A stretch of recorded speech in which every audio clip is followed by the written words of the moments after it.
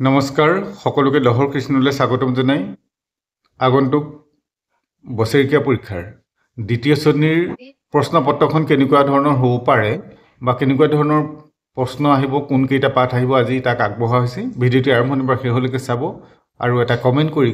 কেনেকুৱা লাগিছে জনাব বা কিবা জানিবলগীয়া থাকিলেও জনাব প্ৰথমতেই চাব লাগিব দ্বিতীয় পাঠ এই পাঠটোৰ শব্দ বৰ্ণ অনুসৰি আৰু তাৰ অৰ্থ গতিকে প্ৰথম এই দ্বিতীয় পাঠটোই চাব লাগিব ইয়াৰ পাছতে আছে অষ্টম পাঠ ক্ৰিয়াপদানী অষ্টম পাঠৰ এই ক্ৰিয়াপদসমূহ অসমীয়া অনুবাদ জানি ল'ব লাগিব ইতিমধ্যে আগৰ ভিডিঅ'ত এইখিনি দেখুওৱা হৈছে যে বালকঃ পঠতি গজঃ চলতি বালকঃ পঠতি ল'ৰাজনে পঢ়িছে গজঃ চলতি হাতীটো গৈছে কৃষকঃ কৰ্ষতি খেতিয়কজনে হাল বাইছে এনেধৰণে এই পাঠটোৰ অসমীয়া অনুবাদৰ সৈতে ভাল ধৰণে জানি থ'ব লাগিব খালী ঠাইও দিব পৰা হয় বা ইয়াৰ পৰা বাক্য লিখিবলৈ দিয়া হয় আছে নৱম পাঠটো কি হ'ব 1ৰ পৰা 10লৈকে সংখ্যাকেইটা আখৰে লিখিবলৈ সেইটো আমি অভ্যাস কৰিব লাগিব 1 2 3 4 পঞ্চ ষট সপ্ত অষ্ট নৱ দশ এই সংখ্যাকেইটা আখৰে লিখিবলৈ চাব লাগিব আৰু তাৰ পাছতে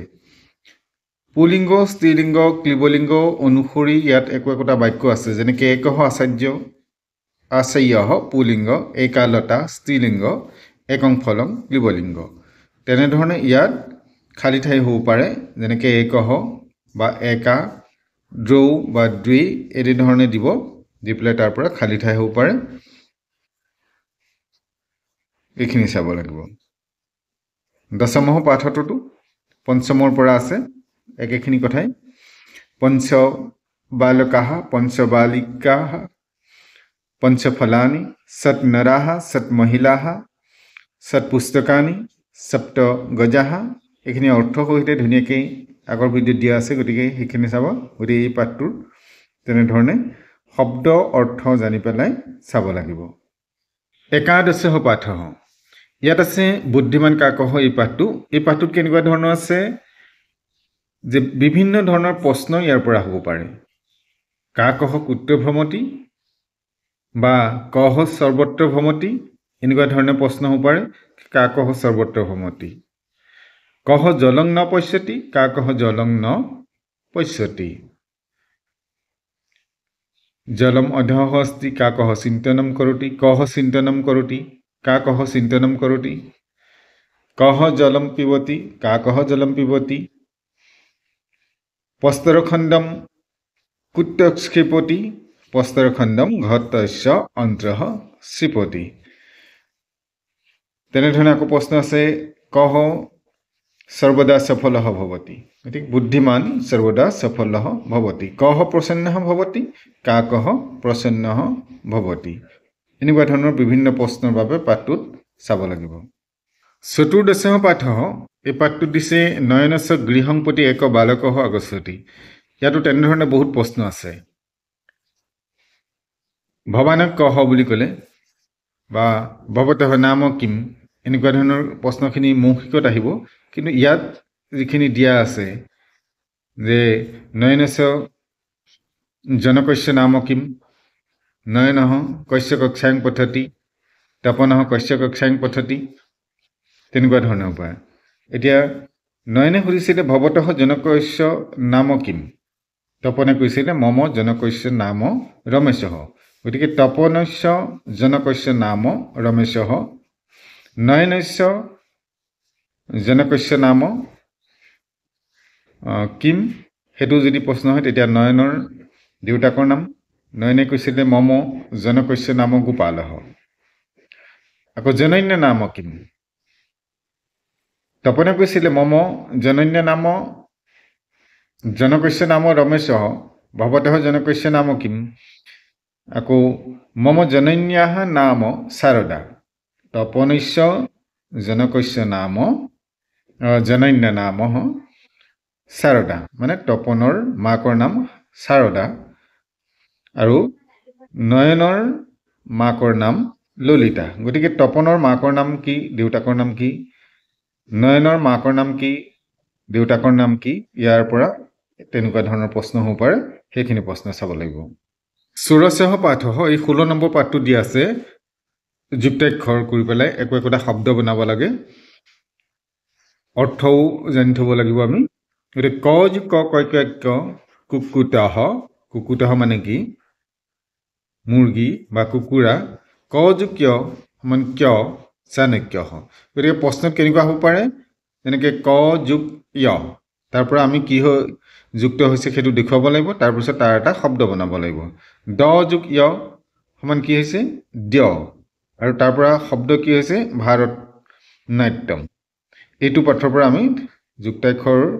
হৈ পেলাই কেনেধৰণে শব্দ হৈছে সেইখিনি চাম এইখিনি আছে ভাল ধৰণে চাবা গৃহণাতি গৃহণাতি মানে বহুতে বেলেগ অৰ্থ কয় গৃহণাতি মানে হ'ল লোৱা ব্ৰহ্মী মানে জুই মই আগতো কৈছোঁ সেইখিনি শব্দ তথাপিতো মনত ৰাখিবা আৰু এটা শব্দ তেনেকুৱা ধৰণৰ আছে নক্ষত্ৰম আম্ৰম দ্ৰোণী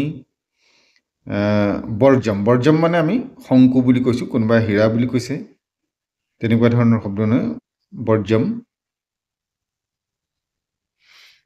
এইখিনি চাবা পিঞ্জহ পিঞ্জহ মানে শব্দ কোনোবাই খিৰিকী বুলি কৈছে পিঞ্জহ মানে খিৰিকী নহয় পিঞ্জহ মানে হ'ল ফুটা সঞ্চিকা মানে সঞ্চয় কৰা বহি বা একত্ৰিত বহি যাক আমি ইংৰাজীত ক'লে ফাইল বুলি কওঁ আকৌ স্তম্ভ স্তম্ভ মানে হ'ল খুঁটা খল্লাতহ শব্দটো ভুলকৈ কয় কোনোবাই গতিকে তোমালোকে চাবা যে খল্লাতহ শব্দটোৰ অৰ্থ হৈছে টপাম খল্লাতহ মানে টপা জম্বিৰম নেমু টেঙা কিছুমান আমি ছবি চাইও ধৰিব পাৰোঁ ইয়াৰ পিছতে আহিম আমি মৌখিকৰ বাবে কোনকেইটা পাঠ দিয়া আছে মৌখিকৰ বাবে দিয়া হৈছে ত্ৰয়োদশ পাঠঃ শৰীৰস্য অংগানি শৰীৰৰ অংগৰ নাম গতিকে ইয়াৰ পৰা কমেও তোমালোকে 5টা শৰীৰৰ অংগৰ নাম মনত ৰাখিবা নেত্ৰম কপোলহ অধৰম শিৰঃ কেশঃ ললাটঃ কৰ্ণঃ দন্তঃ এনেকুৱা ধৰণে তোমালোকে মুঠতে 5টা শব্দ ভাল ধৰণে মনত ৰাখি ল'বা তাতে আছে পঞ্চদশ পাঠঃ সুভাষিতানি এইটো অৰেলৰ বাবে দিয়া হৈছে ইয়াত আকৌ তোমালোকক প্ৰথম আৰু শেষৰ শ্লোকটো চাবৰ বাবে কোৱা হৈছে হয় প্ৰথম শ্লোকটো দিব পাৰে নহয় শেষৰ শ্লোকটো দিব পাৰে বিদ্যা দদাতি বিনয়ম বিনয়াত ইয়াতি পাত্যতাম পাত্যত্বাৎ ধনম আপনোতি ধনাৎ ধৰ্মঃ ততঃ সুগম আৰু শেষৰ শ্লোকটো কি আছে পৰোপকাৰায় ফলন্তি বৃক্ষাঃ পৰোপকাৰায় বহন্তি নদ্যঃ পৰোপকাৰায় দুহন্তি গাৱঃ পৰোপকাৰাৰ্থম ইদম শৰীৰম আৰু ইয়াৰ উপৰিও ইয়াত ভৱতঃ নাম কিম মম নাম বুলি কৈ নিজৰ নামটো ক'বা ভৱতঃ গৃহং কুত্ৰ অস্তি তোমাৰ ঘৰ ক'ত মম গৃহম নিৰ্দিষ্ট ঠাইখনৰ নাম ক'বা মম বিদ্যালয়স্য নাম মম সংস্কৃত আচাৰ্যস্য নাম মম কক্ষা আচাৰ্যস্য নাম তাৰমানে মোৰ শ্ৰেণী আচাৰ্যৰ নাম আকৌ যদি কয় ভৱানকঃ তুমি কোন তেতিয়া ক'ব লাগিব অহম ছাত্ৰঃ ভৱতঃ কক্ষা আচাৰ্যস্য নাম কিম তোমাৰ শ্ৰেণী আচাৰ্যৰ নাম কি মম কক্ষা আচাৰ্যস্য নাম সেইটো ক'বা আকৌ মম নিকেতনস্য প্ৰধান আচাৰ্যস্য নাম